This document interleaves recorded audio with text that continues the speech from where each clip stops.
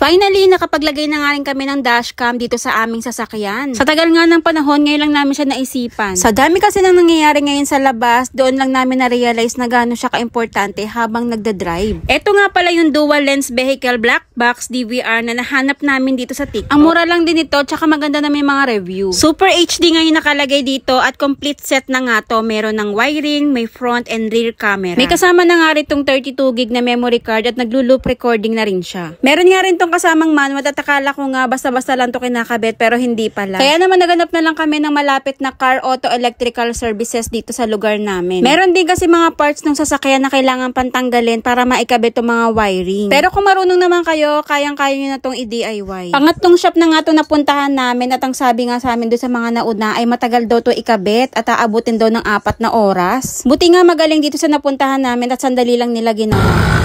Umiilaw yung camera dyan sa likod.